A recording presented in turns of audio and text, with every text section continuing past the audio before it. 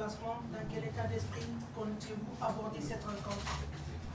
C'est aussi capital pour les deux équipes. Capital, non. Ce match, c'est pas une question de vie ou de mort, puisqu'il y a encore un match derrière. Donc c'est pas décisif, c'est important, mais pas décisif. Donc on va le jouer comme un match qui va nous permettre d'avancer vers la qualif. On va se battre crânement pour défoncer nos chances et amener le meilleur résultat possible en Côte d'Ivoire. Tout simplement. Oui. Coach, bonjour. Et d'ailleurs, vous avez manqué la conférence le matin. Moi-même, Max Savara de Football Factory.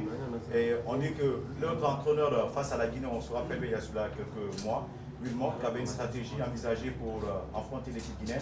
Avez-vous également une stratégie pour battre cette équipe?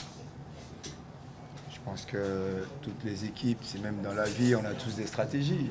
Donc venir ici et puis ne pas avoir une stratégie, ce ne serait pas logique. Donc on vient là, comme j'ai dit tout à l'heure, on va jouer crânement nos chances et puis repartir avec le meilleur résultat possible. En tant qu'attaquant, tous les matchs à un moment donné sont importants à jouer et il faut réaliser de grandes choses. Mais pour moi, le plus important aujourd'hui, c'est l'équipe et donc la qualification. Après que individuellement j'en ressorte bénéfique, tant mieux. Mais pour moi, le plus important, c'est de réussir avec mon équipe nationale et de réaliser un grand match demain. Alors nous, on a bien travaillé, on est serein, on vient ici, on sait ce qu'on a fait et le résultat, ça sera sur le terrain demain. Est-ce que vous avez des moyens pour créer la sensation à Conakry? Est-ce que cette équipe vous fait peur?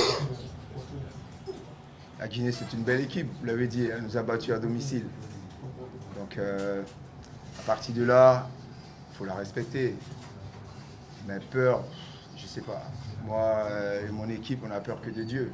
Voilà. Après, comme j'ai dit tout à l'heure, c'est un match de foot. C'est pas la guerre mondiale.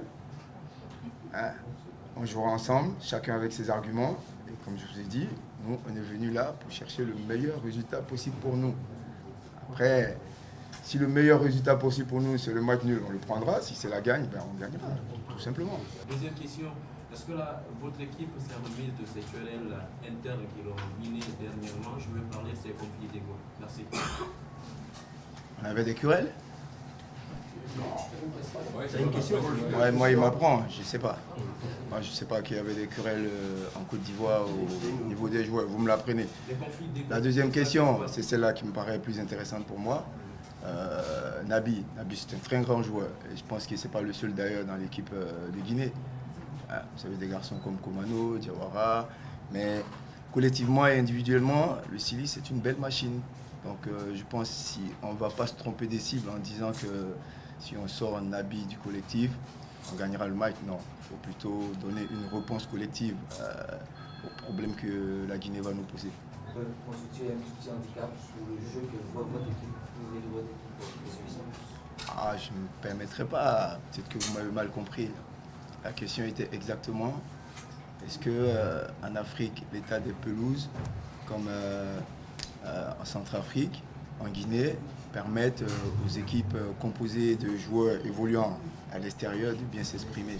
Je leur dis, on ne peut pas demander à la Guinée de refaire son stade ou de déplacer son stade. Voilà, donc nous c'est pareil, pour la Guinée c'est pareil, on viendra jouer et puis on va s'adapter. Audio Jungle.